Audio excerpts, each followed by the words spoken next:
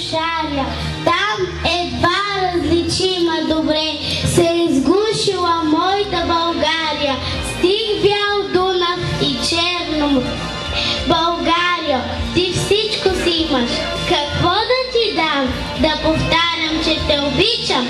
Ти го знаеш. Тогава пред теб коленичам и стоя като в храм.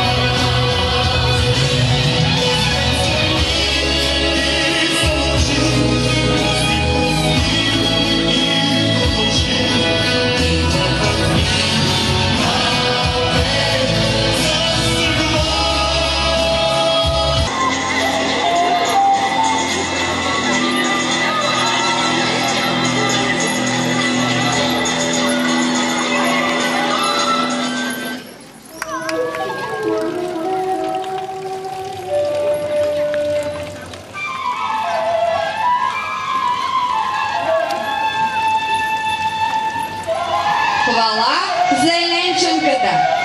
На работа е бъргава и лека. Цял ден не спира. Меси, готви, пере, шие, кърпи, преде, тъче, плете и бродира. Е голяма. Тя не е само красива и достолепна. Тя е добра стопанка и къщовница. Готова без риза да ходи, но децата си да учи. Отвори се една от тия къщи за девическо училище. Призова се една учителка за 3000 гроша на година. На празника Въведение Богородично 21 ноември 1870 година в Елена се основа женско дружество Съгласие. Основна тяхна дейност е дарителството и спомоществователството. В същия ден са събрани между членовете му почетната за онова време сума 8303 гроша.